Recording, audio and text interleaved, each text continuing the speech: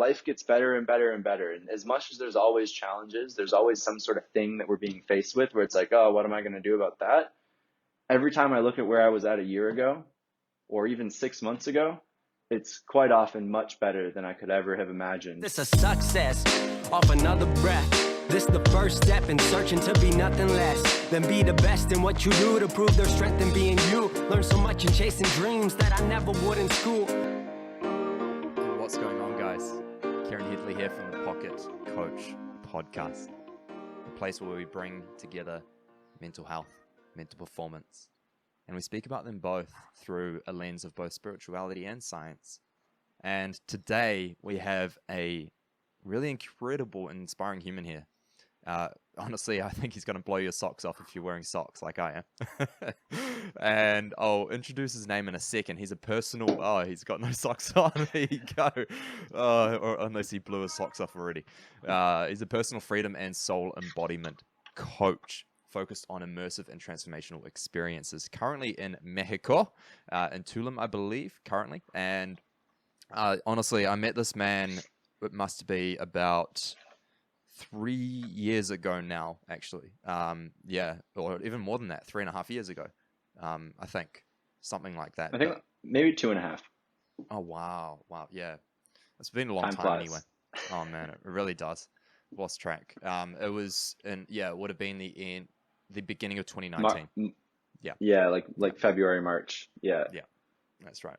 Just before Bali. And we're actually both on the way to Bali. I was on the way there to live, and he was on the way there for a few fantastic experiences that he delved into. And after Bali, I continued to watch his journey, and man, I without a doubt can easily say that he is the most authentic and expressive human that I personally know. So I'm so excited to delve into this fantastic podcast with the man himself, Eddie. And brother, I've actually forgotten, I'm not going to lie, your last name because it says Eddie Evolves, but I don't remember what your last name is now. Yeah. It's funny because right around that time is when I was getting into Eddie Evolves and actually letting go of my last name because people always butcher it. My last name is Birch, and it's not spelled like the tree. It's pronounced like the tree, but it's spelled Bertsch. And so when I say it, nobody knows how to spell it. And when people saw it read out, they never knew how to say it. And so when I found Eddie Evolves, that just seemed to be so fitting, where it makes everything easier, That makes so much sense. Easy. And it's exactly what you do. You really are a human that represents this concept of evolution so beautifully, not just with yourself, but also with the way that you guide it as well. And that's what I'm so excited to delve into. Because guys, today we're going to speak very deeply about this concept of masculinity, healthy masculinity, and of course as well, various aspects of why authenticity is such a powerful aspect to delve into as a human being, and why this has transformed Eddie's life, because I know that he's faced incredible difficulties in his time. And we're going to get into some of those things today on the podcast, but we're going to talk about as to what Eddie's done, which will not seem like the sort of normal route that a lot of people take to go about the path of transformation. So that's what I'm so excited to delve into, because I know so many people are going to benefit from this and feel a lot more accepting of themselves and going down maybe their path of transformation in the way that they feel is aligned with them, right? And that's what this is. This is why this stuff is so important. So with that being said, do you mind just sharing as to what inspired you firstly to shave your head? Because I know that was a big moment. Man, it's such a journey. And first of all, beautiful introduction. Thank you for that. That warms my my heart in every single way to hear some of your comments about like authenticity and expression. And that's actually something that I made a post about a couple of days ago around like, why is authenticity seem to be such a rare compliment or trait in people these days, which we can talk about later. But to the piece about shaving my head, which actually I was going to shave my head this morning. For those of you watching on video, you can see I've got some hair growing back and stuff. But so I shaved my head around July last year of 2020. And now I'm curious, Kieran, do you know the story? or are you actually curious right now? No, I know only part of the story. It was something to do with Okay. something you're overcoming, some image thing. I know that was Yeah, part of yeah, it, but yeah. I know there was more to it. But before we do, I So just want to say that Eddie, you look like a very young and much more handsome Tai Nhat Han. thank you, bro. Yeah, bro. Yeah, Yeah, I've heard all the names. Like I've yeah. heard like especially now that I'm out in Tulum and wearing different types of clothes, people are like, "Oh, you look like are you some Buddhist monk or That's what's exactly it. happening?" And Yeah. yeah, all of it. I've heard Mr. Clean. I've heard, especially when I shaved my head, I shaved off my eyebrows too That's because I was right. getting I like remember Neo from the Matrix type of stuff.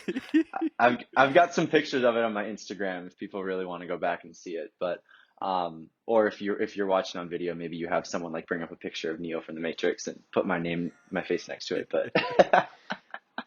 but Love that.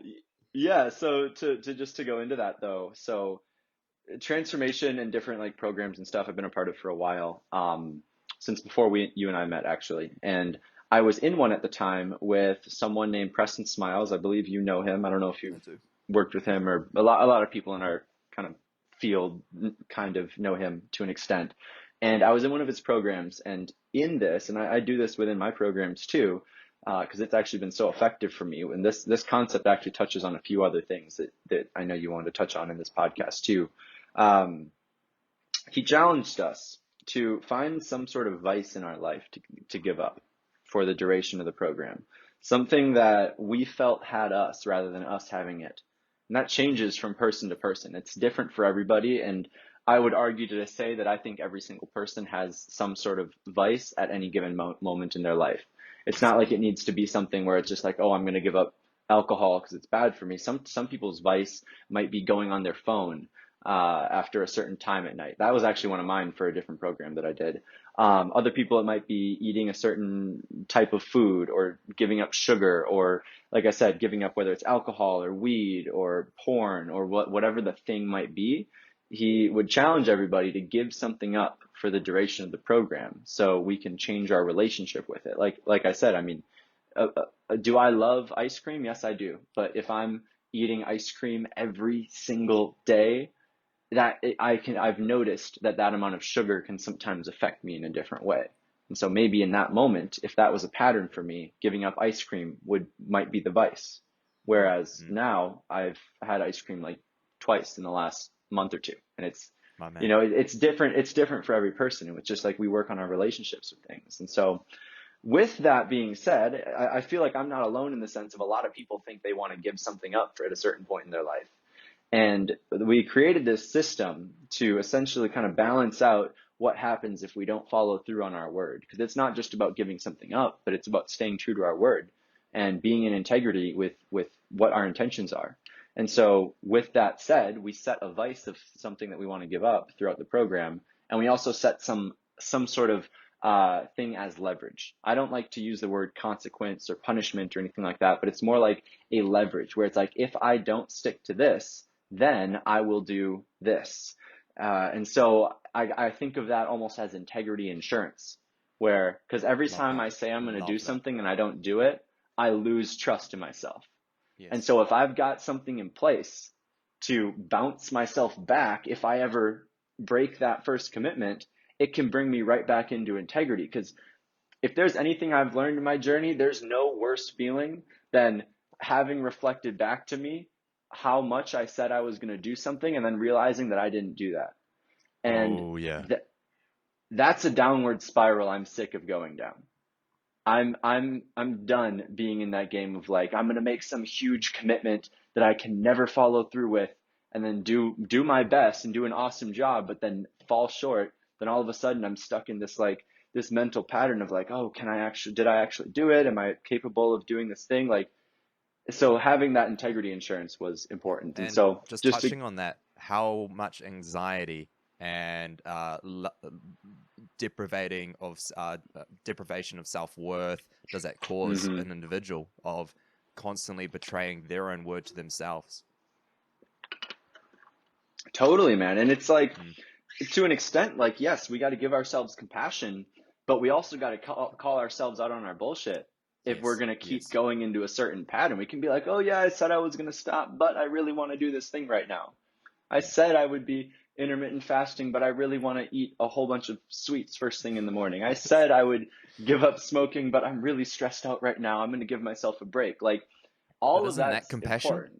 You know, isn't that compassion following one's own word? That's the thing, right? Mm. That's the thing to it. And that's why I say it's not punishment. It's not like we need to Mm. punish ourselves or feel guilty for going against it. But yeah, to go into the specifics of this, I had given up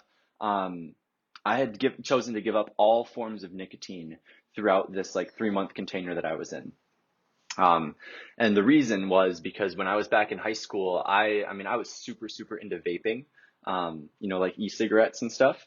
I actually started on those before I had ever even got into like smoking cigarettes or chewing tobacco or any of that stuff.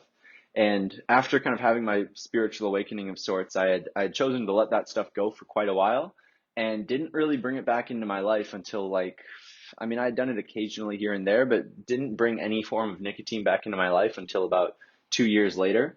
And when sort of being in these like spiritual communities, I would find like people smoking organic tobacco or using hape. If you're familiar with hape, Very I don't, familiar. yep. Yeah. Yeah, I mean, I've got some literally right next to me on my altar here, but and so I found myself at a certain point when I was enrolling in that program back in a place where I was using these medicines a lot more than I wanted to because I don't see them as like good or bad, drug or not drug. It's like they can be medicines. It all depends on our intention and what we're doing with it. And I found that I was smoking a little more than I wanted to. And I was actually even noticing like stuff in my throat and just my health not getting into the best place. And so I was like, okay, I'm going to give that up for this whole program. I know I can do it. I've quit cold turkey before. And my leverage for myself is since I was in a process, I was in a moment where I was like growing out my hair. It wasn't super long, but I had the intention of I'm going to grow out my hair and get the whole man bun going on, kind of like you've got your Yeah, hair boy. slicked back right now, Yeah. And so I was in that place where I was just like ready to let it go really far back. And I was like, yeah, so that was my integrity insurance of I'm going to shave off all my hair and my eyebrows and my facial hair. Actually, I didn't even have facial hair at that point. And it got to be the last day of the program. And no, yeah, literally the last day of the program. And in that week before, some of the other guys in the program, because this was a men's group called Man Cave that I was in, and a bunch of the other guys were kind of like going back to their vices. They were like, "Yeah, we finished, we made it, da da da da." Da. And I was kind of in my own mind thinking like, "Okay, I guess I could go back to it if I want to." And I was thinking like, "Do I really want to?" And I was like, "I don't know if it necessarily serves me right now." And that was like during the week. Then it got to be Saturday. We had our closing call the final Sunday. And it was Saturday, and I was with some friends. It was like the 4th of July or something, and some friends and I were just having a full-on little like tribe activation, playing music, doing the thing, just whatever friends do. And at a certain point, someone was serving hape, and I was like feeling a call to it, and I was like, yeah, this feels like a good moment to like jump back in after having taken such a long amount of time off. And I did it. It was a great experience, transformational in itself. And the next day on the closing call, Preston was like, "All right, hey, so just to check in, curious, because obviously we do so many other things in the program." But he was like, "How many of you guys made it all 3 months without going back to your vice, without breaking it?" And a bunch of guys put their hands up, and I went to go put my hand up, and I had it up, and then all of a sudden I felt something inside of me where it was like, "Bitch, you didn't make it. You used it last night." And I was like, huh, is that true? And because I felt in one sense that I had made it, but as I had my hand up, I felt a little bit out of integrity.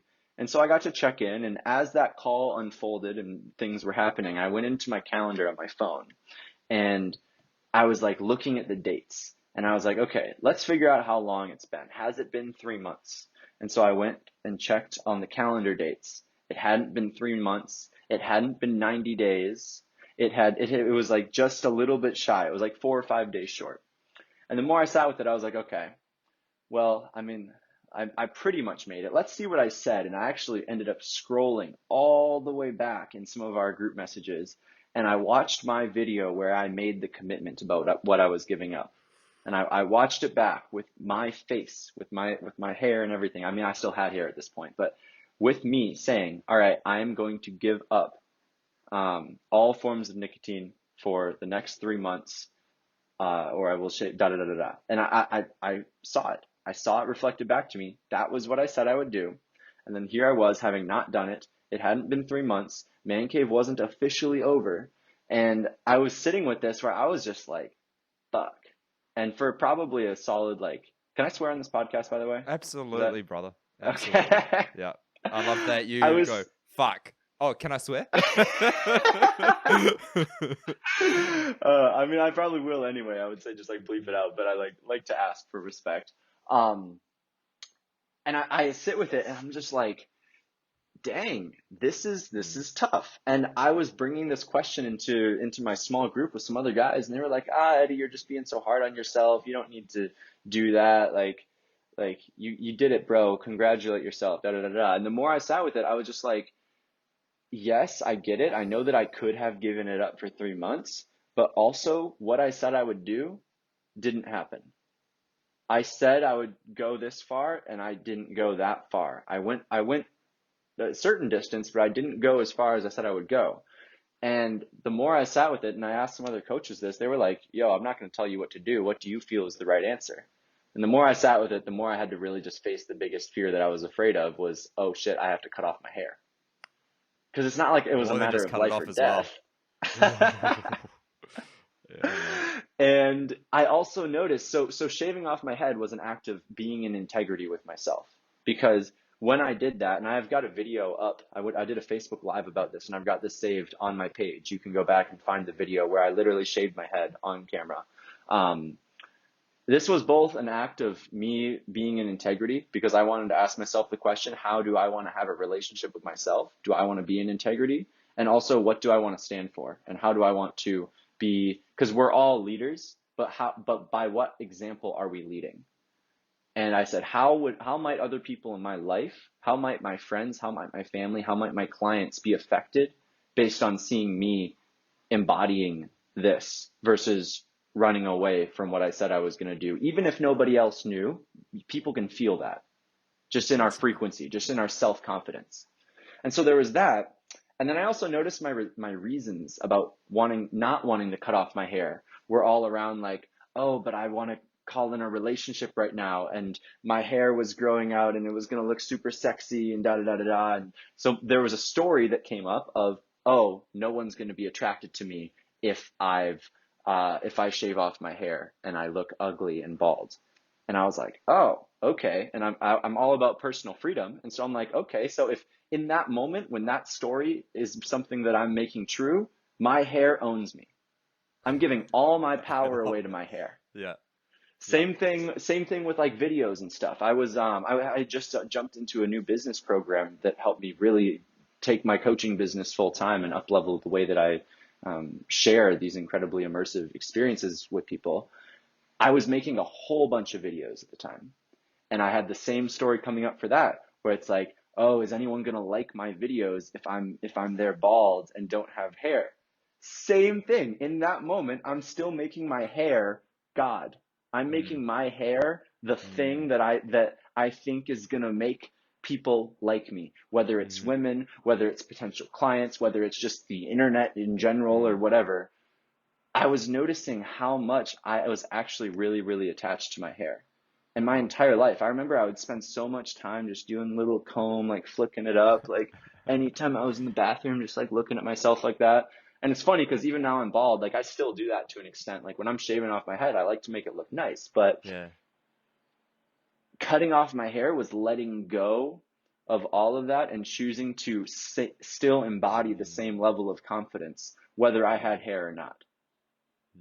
And that, honestly, I can tell you, and it was a journey. Like the week or so after that was a huge like identity shift and shedding of a lot of layers and previous attachments that the old Eddie had. And I actually just went through another one of those, which I can talk about later too, around something else. But that next week, like it was just a mourning process of the version of me that was so attached to my hair. And it was stepping into this new Eddie. And every single person in my life saw the change too. They saw how I was showing up after that. And it took some crawling before walking and some walking before running, but it's been amazing since I've done it. And maybe I'll grow out my hair at a certain point again in life.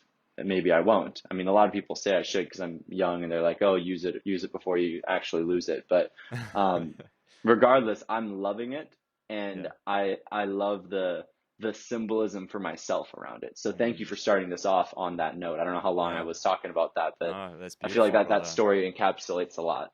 Yeah, I feel like it does, and I feel like one day you may explore man bun territory. I'm sure you will one day. Yeah.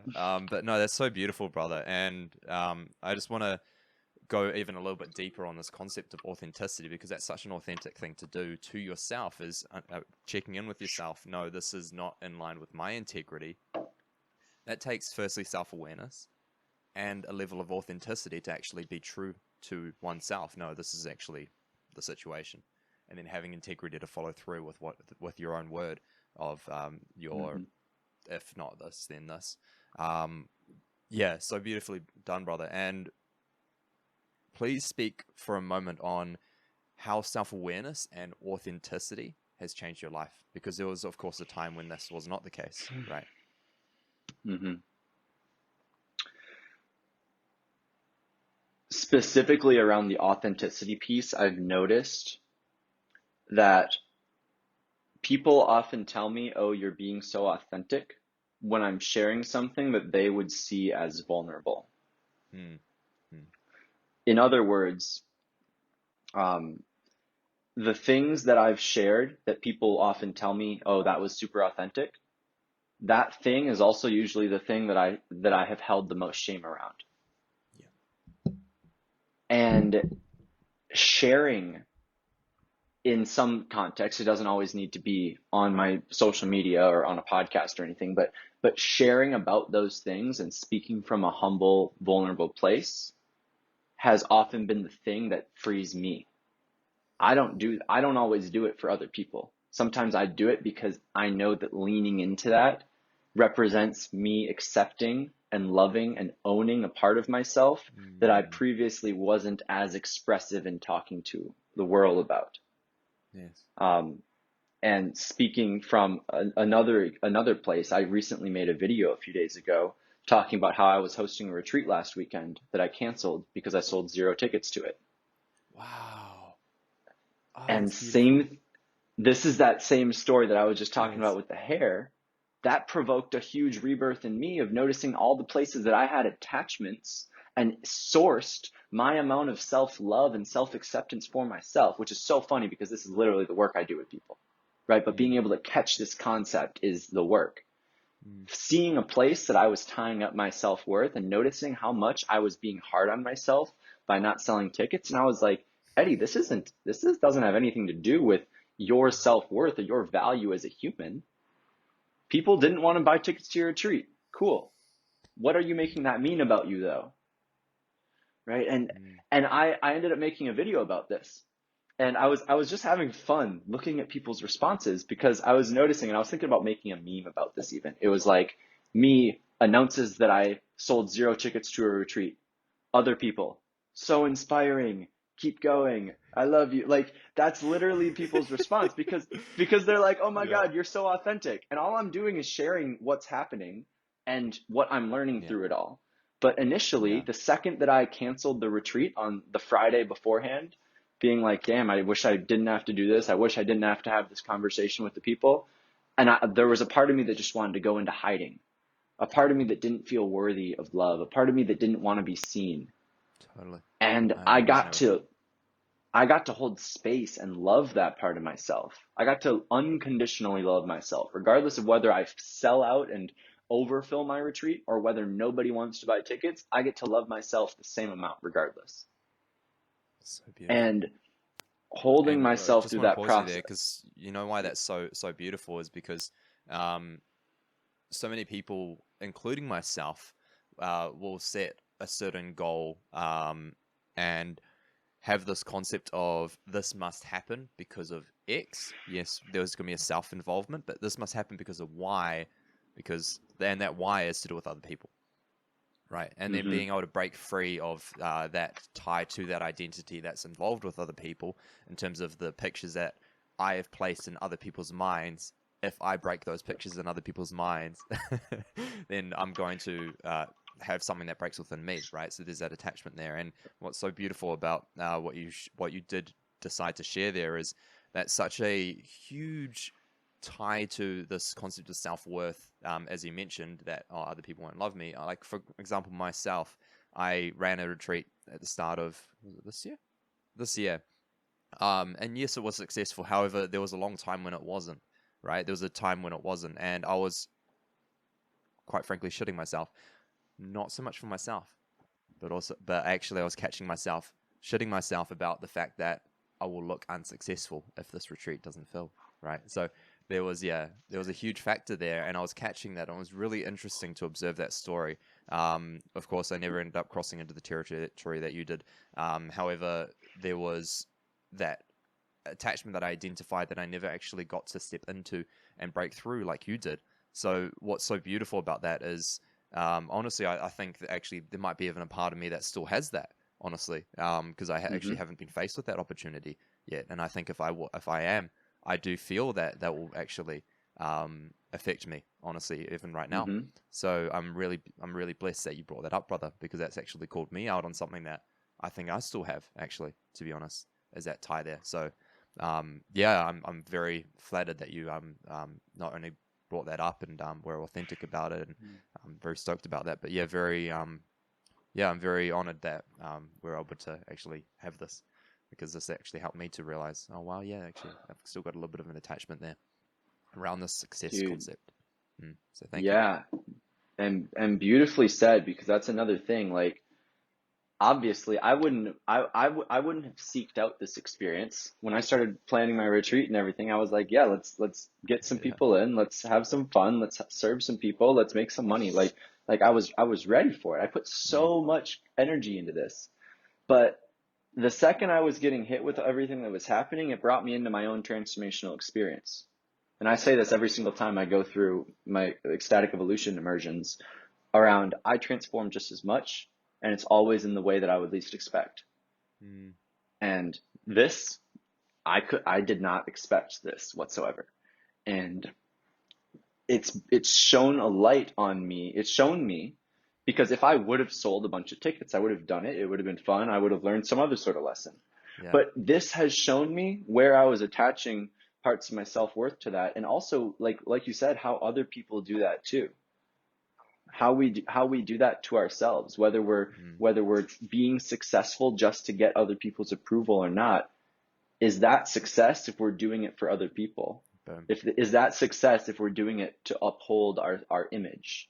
Mm, And I had the same story coming up, and even like I'm still working through it to an extent. I feel good about it right now in the sense that yeah. this is the thing I'm talking about here. But I had that same thing coming up where I was like, man, what are people going to think of me if they hear that if they hear that my retreat didn't sell any tickets? Are they going to think there's something up? And then I was like, all those. We could go so Yeah. deep into this, man. Oh There's no, there's a so deep. lot there's a But what's so lot beautiful here. about this is that every single person on this planet goes through some sort of quote unquote failures. You can call them lessons, you can call them progressions, you can call them whatever you want. But ultimately, the it's just an easier word to use. So I'm just going to use it because most people will understand what I mean by that. But these quote unquote failures that people run into, everyone gets them, and at the end of the day, is that failure truly a failure if that person is able to, of course, evolve, good old Eddie evolve from that experience? I don't feel it is, right. And at the end of the day, you being authentic about that does give a sense of, in a way, validation and acceptance to other people's quote unquote failures that they perceive as failures. And I feel gives them an opportunity to be able to see what it is that they can learn and grow from those experiences specifically, rather than having that quote unquote failure and then stepping back and not trying again, right? And then it becomes a failure, right? Only then does it become a failure. Yeah. Yes. And that's the thing, man. We all do it to an extent. We just get confused of what that looks like. Yeah. None of us started walking our first try. We Oh, fell down, we fell down, we fell down. like Sometimes we we say. tripped. Yeah. Sometimes we slip going around that corner in our house, and we don't think, oh, I've slipped. I'm never going to go that way again. Or, oh, I fell down trying to walk. I'm never going to try walking again. And so we've got simple things like that where it's easy to look at it and be like, oh, of course. Yeah. Yeah. But Oh, then that some walking people thing's being not for like, me. It's not working. Yeah. I'm just not yeah. going to walk. And this is the message I've been sharing since day one of getting into really sharing this sort of like inspirational message of it's the practice of practice. That's embodiment. The professional football player did not start there. They had to Yeah. learn. They had to throw, they had to miss some catches. They had to throw some bad ones. And not even bad ones, but you learn from falling too far left or falling too far right. You know, I've also talked about this with longboarding. I longboard, not like surfing. I kind of know how to surf, but like skateboarding and stuff. Yeah. And often, I mean, I've been skateboarding like my whole life. I've had so many falls. Like I've got scars on different parts of my body from pretty nasty falls. And the only time I fall is when I'm leaning into an edge, when I'm going in, when I'm doing something that I haven't done that much, or when I'm learning something new. And I've noticed that at times in my life when I've hit plateaus where I've like kind of remained like generally about the same for a few years and not fallen, that's where I'm in the same plateau because I'm only Beautiful. leaning into So what's beautiful. comfortable. I'm only doing the stuff that I can comfortably, confidently do. But the second I start learning something new, I know that there's going to be failures. And so the question is, do we go into these new things expecting the failures to come, or do we act surprised when things don't go the way that we thought they would go and be like, oh, guess it's not for me? That's just I it, could brother. totally be sitting with that right now, thinking like, oh, my retreat didn't sell many Yeah. tickets. I guess people don't want my retreats. I guess I'm Totally. never going to do a retreat again. No, I'm probably going to put one together in the next 2 or 3 months again and just So go cool. right at it. Yeah, Same bro. thing, whether we sell 0 Beautiful. tickets or whether we max it out and somehow try to fit like 30 people there, What a blessing. it's going to happen. And I'm just going to keep leaning in because I'm here for the lessons. I'm not here to do anything else. I've gone through, and I know you started the podcast on this note too, which we can talk to this eventually as well, wherever it happens to go. But I've gone through so much hating my life that I don't want to do anything that isn't exciting me. And so that for me, there's no other option than following my excitement because I've seen what happens when I do things that don't do that for me. I've seen what happens when I start pursuing careers just for the money or start doing things just for other people's approval. You know, like I remember being in college and when this was before I decided to drop out, I remember thinking about my future as we were like planning out our next like 5 years of education and work internships and jobs that we would be getting and all of that. And I was just like, this does not excite me one bit. I don't want to be studying this stuff.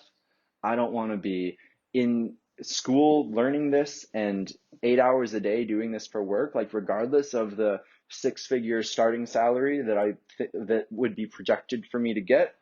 That's not worth it for me if I'm spending, we sleep for about 8 hours, and then people in that world work for about 8 hours. You've only got 8 other hours in the day for pooping, peeing, eating food, and then doing whatever type of commute Even, and morning yeah, practice exactly. beyond that. Commute. And at the end of the day, Like, people only end up with like 4 hours left, 3 hours left. yeah. Yeah. And so I was like, if work is the majority of my life, do I really want to be going into that? And that's why like being on this path I'm on, like it hasn't been super easy. I'm not sitting here being like, hey, I started this 2 years ago and now I'm a millionaire. Like, but things continue to just gradually, we start to go up and up and life gets better and better and better. And as much as there's always challenges, there's always some sort of thing that we're being faced with where it's like, oh, what am I going to do about that? Every time I look at where I was at a year ago or even 6 months ago, it's quite often much better than I could ever have imagined the next year or 6 months being. And I just keep growing as a person. And I'm still here out of all the scary things that I've done and the things that I've invested in when I didn't have the money to do it, or the places that I've gone without a plan, not knowing how things are going to work out. I'm still here. I'm still alive. I'm still in the game, and I'm going to keep leaning into that edge whenever I And can. take that note, people listening. That is so beautifully said. Thank you for saying that, because at the end of the day, if you listen to this podcast, guess what? You are still here. After every difficulty, every challenge, every painful moment, every trauma, you're still here. You made it. If you can make it this far, you can keep going. So beautifully said, brother. Thank you. Yeah, you're more than welcome. Thank you for giving a space for me to even talk about this and express this, because these conversations light me up, man. Yeah, me too, man. Me too. And I'd love for you to speak on what projected you towards going down this path of self-transformation, and then also enabling transformation in others. What was a moment or a point or progression? There were two really good ones. People always want me to tell about one, but it can't be just one. The first one, I was 10 years old, and I was at a place where life was probably the worst it had ever been for me. I did not feel safe at school. I was bullied by a lot of people and made fun of, and I didn't have very much self-confidence or self-esteem, and so I didn't know how to. I didn't, if someone said, "Oh, you're stupid," I wouldn't have the self-esteem to be like, "No, I'm not stupid, whatever." I would be like, too, "Oh me shit, too. I'm stupid," Yeah. and I would just take on everything that people said about me. And so at school, boom, just mess. Like I was crying, I was bullied, all the things. Same thing on the bus. I remember getting off the bus, going home crying, and I was also having a very, very tough time with my family. And I was also blessed to be born with after being born, to have a brother born with high functioning autism. And that has been a whole gift in itself, of learning different things about another human that our society labels as special needs, even though I think every single person has some sort of special need to an extent, because none of us are the same. Yeah. But we were also in a place as a family of just like learning what that looked like. And I felt like, I mean, my parents did the best they could, but I also don't feel like I was actually given enough attention or support with what my actual needs were as a developing human, because there was always this unconscious conversation. I don't think it was ever said, but this unconscious conversation of, yeah, you're struggling with this, but at least you don't have autism, right? And so it felt like in the house there was kind of this like over like this more energy going towards my brother, where my parents were kind of like, "Oh, Eddie, you'll be fine. You're okay." And like I said, they were doing the best they could. They were loving me to the best of their ability. They had got me a therapist. I went to therapist. We had tried going to church, and God wasn't doing its thing in my life. And I got to this point where this was the closest in my life that I've ever been to actually killing myself. Wow. Like not just having an actual thought, but actually having written out a letter, being in my room, like ready to do it. And before actually following through with it, in those just like few moments before, a thought hit me where it was like, what if life could actually be fucking amazing, and this is just giving up too early? Like, what if life didn't have to suck forever? And that thought hit me, and all of a sudden I'm kind of just following this thought, and it did not lead me in that moment to some like grand awakening, epiphany, or anything like that, but it was at least enough to get me to forget about what I was about to do and start to just go sit on my bed and think for a little bit. Do you mind, sorry, just sharing what the intention was with taking your life? I feel this will be to escape the pain. Okay. Because I did not feel loved. I did not feel supported. I did not feel celebrated. And I felt like there wasn't a place for me to be in that. And this whole depression and mental health thing had just got to me so much. And every proposed solution that people gave me didn't seem to be doing anything about it. Going to therapy was chipping away at a couple things, but at the end of the day, I still had the same problems. And I resonate with that. Having gone through a whole bunch of alternative work that I've discovered on my own, I've realized that throughout all of that, my ability to not go deep with my therapist was because I wasn't ready to go that deep with myself, right? So that it's been a whole awakening in that sense. But I share that moment because, like I said, it wasn't some grand epiphany that got me into this starting helping people. I had my own journey since then where it pretty much, I still struggled with mental health. I still struggle with things, but I just kept doing this whole life thing.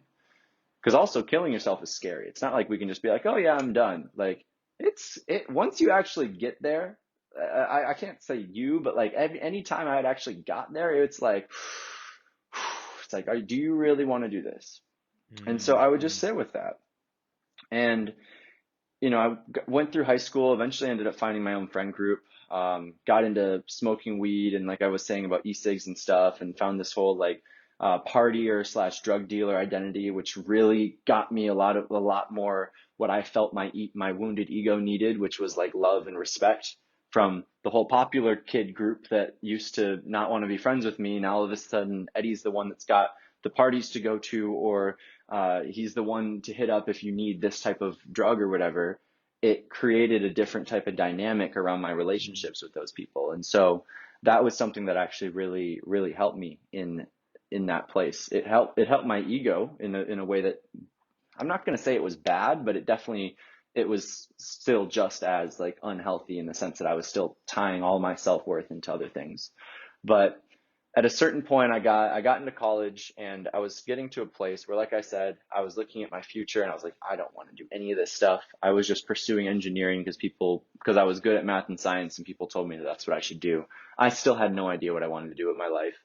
And I was getting to this place again where I was just like, this is not worth, the life that I'm living is not worth not killing myself when I was 10. When are things going to get better? Because here I am, 19 years old, 9 years later ish, whatever, however long, and things still haven't changed.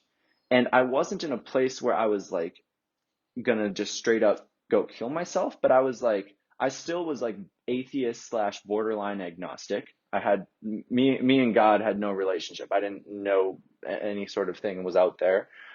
And I was just like, okay. And I found myself alone in my dorm room one night, and stuff still hadn't been working. And I was just like, all right, yo, God, if you're real, I'm done. Like, just kill me now. I want to quit. I feel like I've wasted a bunch of time. I'd rather restart from scratch. Just like bring me back to like being a baby. Let me try this again. It's almost as if life was a video game. I just wanted to press the home button, exit, quit, turn off the system, whatever. I was like, yeah, I'm just done playing this character. And nothing happened. So I was like, all right, yeah, I guess God's not real. So same thing, just went about my life, doing my thing. Then all of a sudden, like next weekend, I actually found myself in a situation where I had a lot of things reflected back to me. This was actually on an LSD trip that I was on. And I had this realization. I would call this probably one of the biggest epiphany moments for me, even though I continue to have those on just a daily basis. Like that's my life at this point, where I wake up and navigate my own stuff and have an epiphany moment. But I had this moment where I realized that I could restart. I could let everything go. I could go blank slate, but it would take some work. It would take letting go of the entire identity that I had built up for myself. Like I said, my social status was all around, and people used to call me the vape god. I was all around like e-cigs and vaping all the time. I sold so much like weed, and especially in college, like edibles. Those were super popular in the dorms. And my entire network was filled with people and relationships that reflected a version of me that I no longer wanted to be living as. And so when I had this realization that I was desiring change, the universe was reflecting right back to me, all right, well, you got to go change all of your circumstances, because you're going to stay the same person if you stay in the same environment. If you stay with the same friends. That's nothing against the friends, but that's about the way that I create my relationship. The way that my relationship is based with them was reflecting a version of Eddie that I no longer wanted to be. And it was telling me, hey, you need to go change something and take some time alone. And I didn't know what that looked like. Very briefly, because this Yeah. has been huge for me as well, brother. Even interestingly enough, with podcasts, because sometimes I'll immerse myself with a focus on a project, or in the past when I was not really spending much time around people, because I was lonely or afraid of people, the things that I'd listen to would have just as much influence, if not more influence, than the people around me did, almost just because of the amount of information and content I was consuming from those voices. So when I've gone on and consumed lots of, I don't know if you know of Andy Frisella, the EMF CEO, love that guy, love that guy. But when I listen to so much of his stuff, and when I'm in like this sort of tunnel, which can be dangerous for me, so I'm getting better at that. That'll be almost the only voice that I'm getting sometimes for a few days, you know, and then all of a sudden I'm becoming this like really masculine, like, like, you know, like propelling myself forward in that sort of way, where eventually it becomes almost this anxious energy / self-sabotaging energy, which is really interesting. So yeah, I completely know exactly what you mean. Not only is it important with the people, the surrounding circumstances, in terms of how I want to shape my life, also as well being able to make that decision, not just in terms of the content, but in terms of the people. Who is it that I need to spend more time around, so that I can become the version of myself that I feel that I want to be. And yeah, that was a big shift to me too, man. So I just really wanted to reflect that, because I don't think I would be where I'm at now if I hadn't chosen to not replace my friend group, because I still love my friends from school. Actually, I love them to death.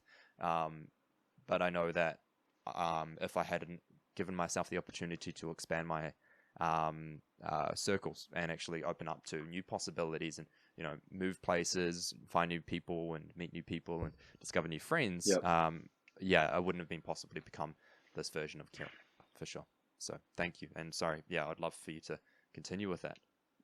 Dude, no need to apologize. That was so perfect, and it foreshadows a lot of what I was gonna little bit share next.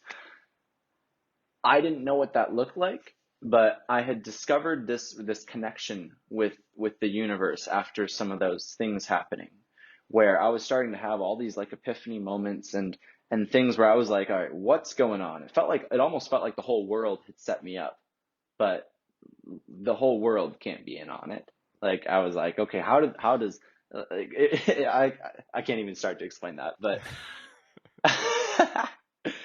I got to this point though where I was starting to kind of discover my own unique connection with what people would call God or the universe or whatever label you want to put on it. And I want to just say, I don't say that with any sort of religious context. I still don't. I think a lot of religion has truth to an extent, but it can also be very deceptive. Yeah, deceit, whatever the word is. It can lead Deceptive, people in a direction that gives away their power. And I in no way ever intend to give away my power to a God or a circumstance or a thing that is not myself. It's not to say that I am the most powerful God, but I don't want to always be putting it on other things and making myself codependent on another thing. And I started to just kind of develop my own relationship with the universe. The more I would start having conversations with myself and just going out on walks, asking questions and seeing things, and especially getting connected to my intuition. That has been a huge part of my process. Like everything that I do on a daily basis now, obviously it's been a process to get here, but everything that I do, I'm always checking out my intuition, where it's like, is this the right move? Regardless of any logical reasons, rational things, it's like, does this feel good to me? Is this something that I should be doing? And as I had started to do that, I went to approach my sophomore year in college, and it was on the first day, first class of that year, that about 5 minutes in, I got this super strong, alarming feeling in my body that was just like, you need to drop out. You're not supposed to be here right now. And I was just like, come on. I mean, I know I've got an 8 a.m. class. I know it's early. I know I just spent summer doing my thing, but like, don't give up. Don't give up. You're just having a bad day. And the more I sat with it, it was like, no, you actually gotta leave college. And it wasn't like giving me, that was just like the feeling. I can't put like exact words to it, but it was just like, I could not It's not like picture. a voice takes over like, hey, bro. Yeah. Yeah. You're I mean, leaving. if we were making a movie about it, we might do that for the sake of people understanding. But it was like, I just could not picture the next 3 or 4 months of my life in that circumstance with the class schedule, living at the place, doing the whole college thing again. I mean, I had done so much partying in high school. I didn't need more partying. I had no more desire to get super high and drunk and all the things because I had done so much of that already. And I was just like, wow. And so I started to sit with it, and in between classes, just really like actually sit with that. And I was like, wow, like that's what I need to do. And so I literally dropped out of college, first day of my sophomore year. No idea what I was going to do next. When my parents were like, why do you want to do this? I was just like, I don't know. I just think I'm supposed to do it. Like, and they're like, what are you going to do otherwise? And I was like, I don't know, but I just don't want to be doing this school thing. Amazing. And so I literally moved back in with them after we had just moved all my stuff out to the dorms, went right back in with them. And like you were just saying, podcasts, YouTube videos, books, all of that stuff available to us on the internet, which we are so blessed that people before us have even created for us to use and experience. Those were the things that got me so connected, and such more like confirmation in my own path, rather than being like, why am I doing this? Because every single person in my life, first of all, I'm the oldest out of all. I have one sibling and I have a bunch of cousins. Every single one of them are younger than me. And so I'm the oldest out of all the children in my family. And so all of the elders, all my parents, grandparents, aunts, uncles, they're all for the system. They're all for you need to go to college, you need to get a safe job, you need to get your 401k retirement, like all that whole thing. And what my internal self was telling me was that that's not for me. But none of them understood that. They were just like, Eddie, you're crazy. Why are you throwing your life away? And it was tough too, because like they were also funding me being in college. And then the second I wanted to drop out, there was a part of me that like felt entitled to that money, where it's like, okay, can we put this into me going to live somewhere else and do some other stuff? And they were like, no, if you're not going to go into college, you got to go figure shit out on your own. And that was a tough thing for me to even sit with too, of like realizing how incentivized they were making it for me to go back. And also how there was this desire inside of me that was so strong, where I was like, fuck whatever incentives there are, I've got to follow my own path. And like I said, the podcast and everything, it's freaking huge. And that's why I love what we're doing right now, because, and I know I talked to you about this before we even pressed record, but you were asking me the question of like, hey, do you have anything going on after this? And yes, I've got a meeting that isn't relying on me. It's something I could be late to, but it starts in 10 minutes. I'm also so surrendered in the fact that I know that what we're creating transcends time. This doesn't matter if Eddie is, I don't care if Eddie's still alive when someone listens to this podcast. They just need I'm just here because we're creating something. And if someone's here listening, if you are listening to this podcast right now, I'm going to trust that part of the conversation leading up to this has somehow supported your journey and what your intentions were for even clicking play. And I'm also going to trust that whatever unfolds from this moment is going to do the exact same thing in whatever way it needs to do.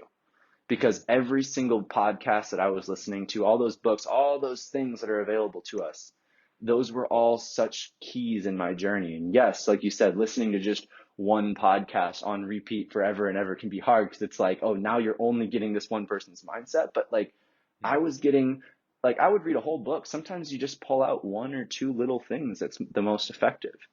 Or listening to like a 2 or 3 hour podcast, you get just those little tiny nuggets that just help us fine tune and make those subtle tweaks to our approach in life. And that is what has led me, that concept of just taking what serves me and leaving the rest is what has led me to doing the things that I'm doing right now, living how I'm living. I mean, I didn't know what I would be doing. And then obviously one thing leads to another, leads to another, leads to another. And when in that journey did I meet you? On Kevin's floor. Yeah.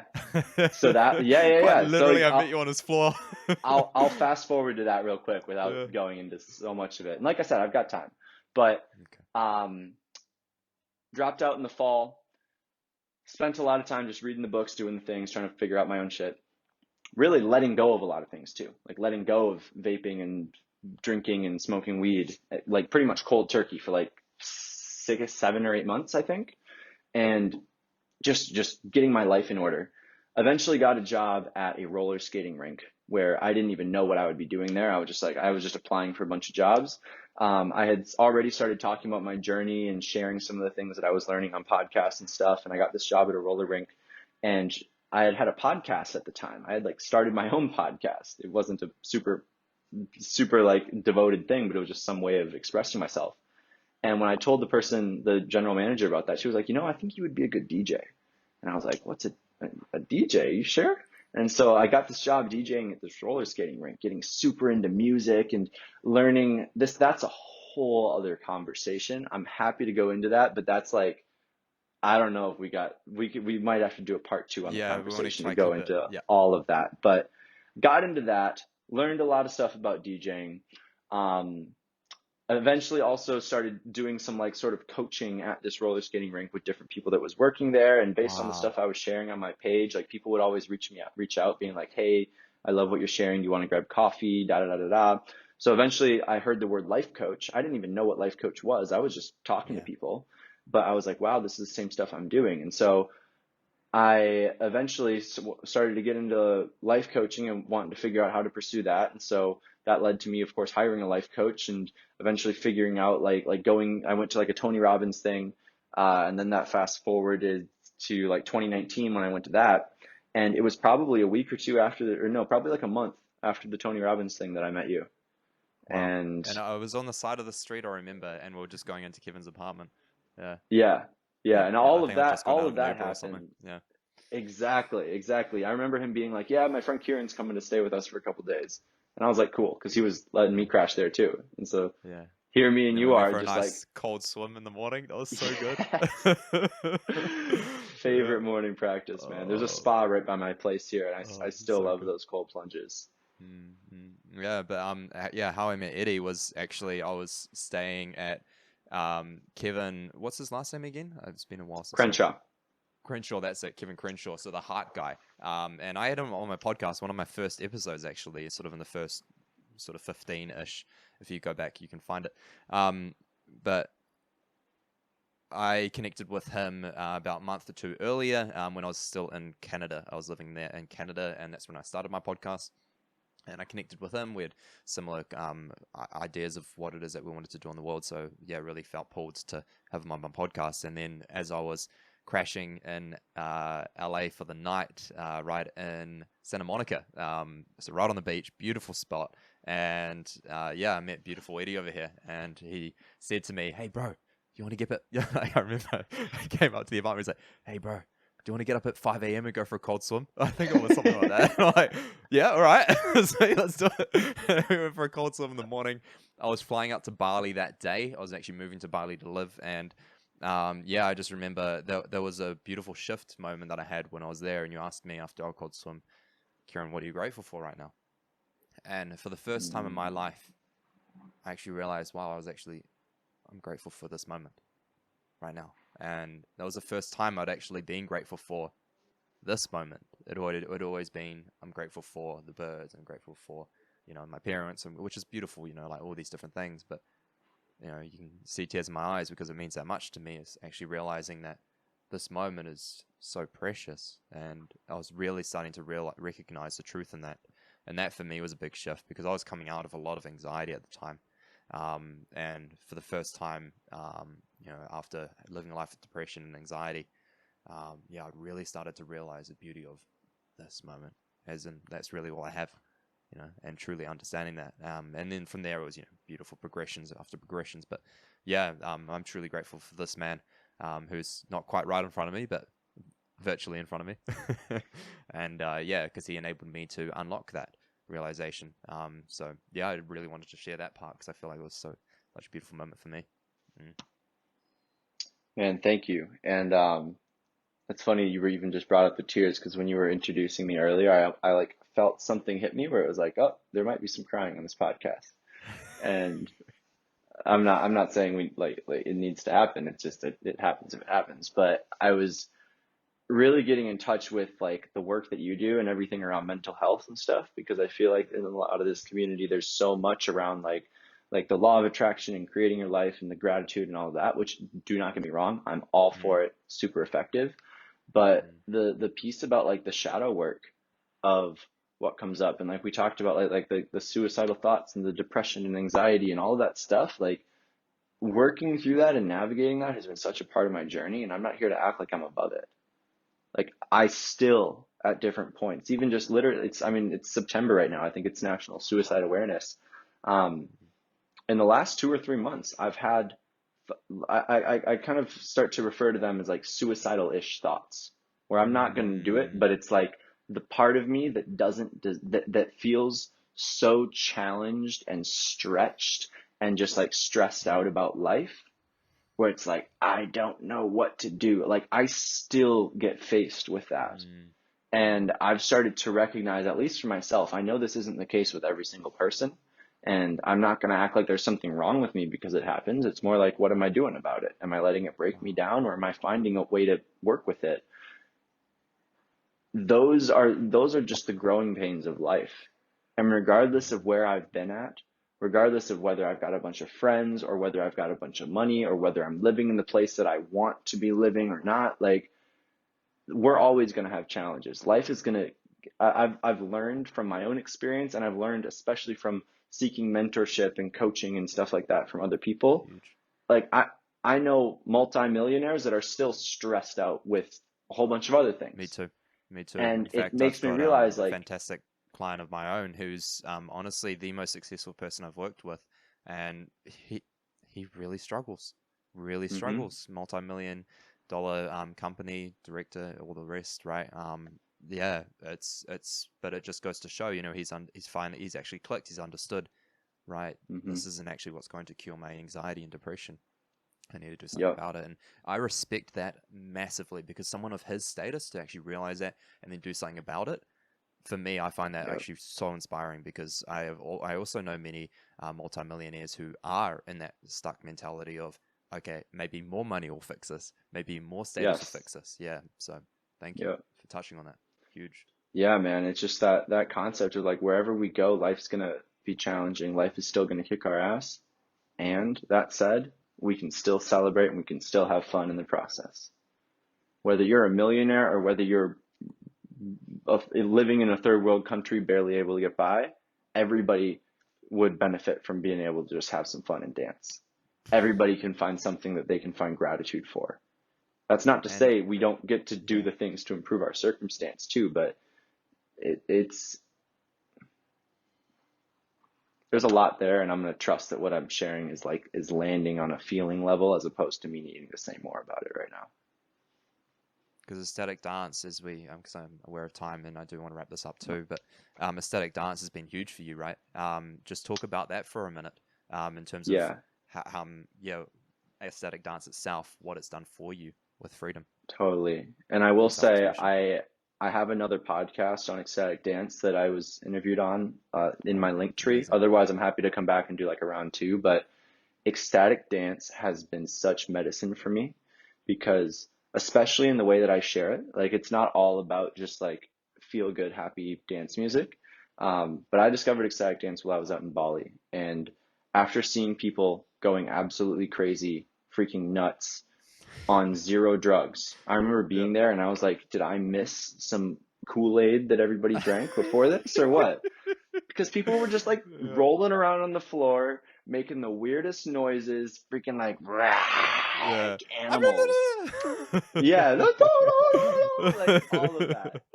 And I remember feeling so like awkward about like letting myself do it. I saw all of them and I was like, I'm judging them, but I kind of want to do that too.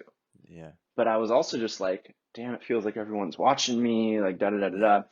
And dance has been so transformational in that sense of it's a mirror for how I feel about other things. Like my insecurities about expressing myself a certain way on the dance floor show up in other places in my life too.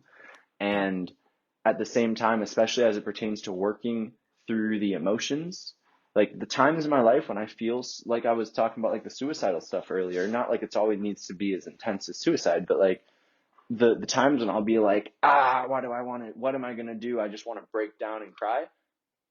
Dance is a perfect outlet for that for me. Yeah. And even just beyond dance, just somatic stuff. Like I had a day a few weeks ago where I was feeling so fed up with some things, and I decided to leave the interaction I was in, come back here, get on my bed and just start pounding and like screaming into a pillow. And I had Beautiful. thrown on some music and I ended up like starfishing on my bed for a while and just having an amazing cry.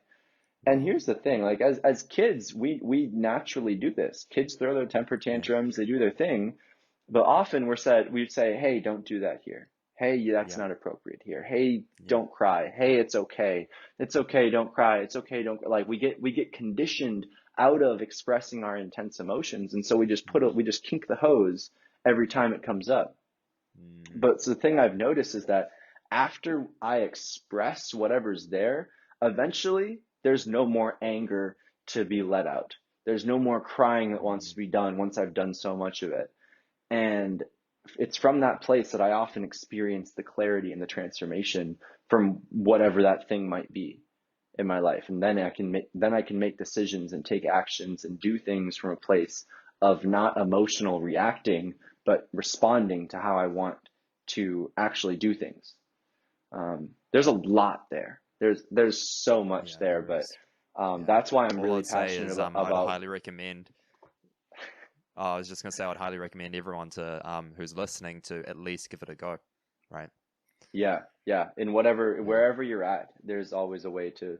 I've got a whole bunch of ecstatic dance like playlists on my Spotify, regardless. But Beautiful. wherever you're at in the world, if the ecstatic dance is blowing up in a lot of different places, um, and it's been such a healing thing for me, and I like to at least just put it out there for people because it's for some people, and other people may not want to do it, but um, for those on the healing path, for those on the self-expression path, for those on the transformational journey, uh, I don't feel that in my life ecstatic dance needs to be there, and I don't feel that my life would be complete if I didn't have a space to Mm. express, whether it's through dance or anything else.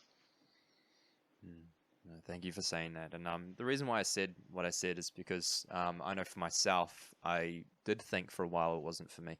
It was just the fact that Hmm. a friend of mine had encouraged me and encouraged me and encouraged me, like, all right, I'll do it.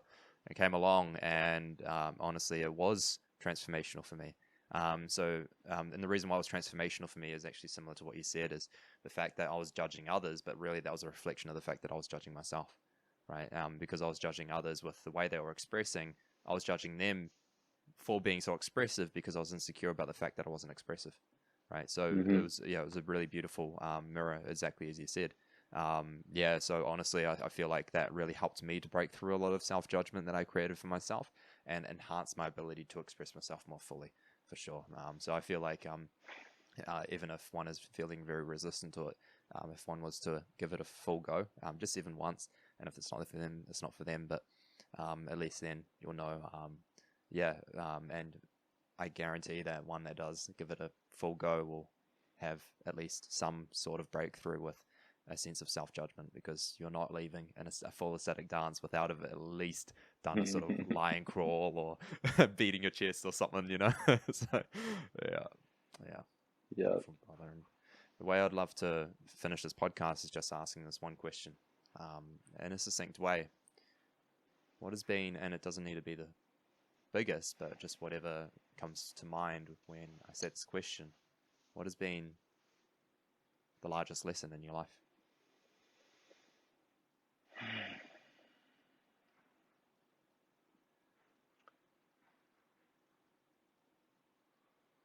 That there is only one of us here. And anything that I judge in another person, I am judging within myself. Any amount of love that I withhold from another person, I withhold from giving that to myself. And also, the way that I love others is exactly the same way that I get to love myself. So beautiful, brother. Thank you so much for coming on. It's been Thank such you a for having blessing, me. such a beautiful conversation. And please tell us where people can find you.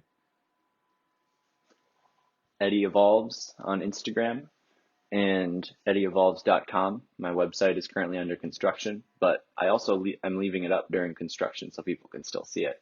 Love that. But it'll be up in the next couple months as this podcast gets out there. So Eddie Evolves on every platform though. Evolves. Beautiful. And guys, that'll be in the description below as well. If you go to the show notes, you'll be able to find those links as well. And I'd love to actually link the Spotify playlist if you don't mind sending it after this as well. And I'll link that below for people. Dude, I've got so many. I can link I'll find a link to my profile, Yeah. and we'll Awesome. get that in there too. Let's Yeah, do for that, sure. man. Let's do that. Yeah, especially because it's locked down here in New Zealand still for a lot of people. So I feel like it'll be a great opportunity to have a little boogie in their room, you know. Yeah. Yeah. So I highly recommend, guys, even if you're not interested in transformation per se right now in your life, I do feel, and I'd love to encourage you to actually follow Eddie, simply because of the fact that the way he expresses himself and how authentic he truly is, in comparison to a lot of the stuff that I personally see on the internet, and I follow a lot of brilliant people, but the level of authenticity is just that next level. And what I find is a greater capability of generating self-acceptance can come from observing authentic humans such as yourself. And yeah, I feel like that would just benefit just about anyone in following your content. So yeah, please guys, do yourself a favor, head over and follow good old Eddie, and yeah, watch this amazing man thrive in life, and yeah, go through his lessons, go through his bumps, and go through his challenges, and evolve constantly, because that's what he's about. And yeah, he lives that life himself, and he lives by example with that, which is so beautiful and so inspiring. So thank you once again, brother. Yeah, it's been such a blessing having you on. Thank you for having me, and for whoever you are listening, thank you for being here. Or if you're watching on the video, thank you for watching. And yeah, whatever it looks like, I love connecting with people. So don't hesitate to shoot me a message, and yeah, we can go from there. Beautiful. Well, guys, as always, subscribing and leaving reviews. These things really help us reach more people as well. I'm going to let Eddie go now because I know he's got a meeting to go. Okay, beautiful. And yeah, I just want to say, guys, if you do find that this did serve in any way, this would really benefit us massively if you do go and tell someone. We don't charge for the show. We don't run ads.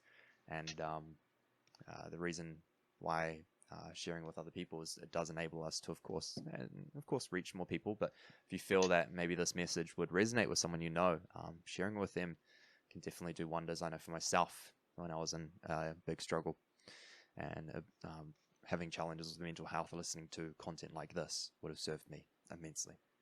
That being said, I love you guys, and I'll see you next time. Bye now. That's why I do this for you.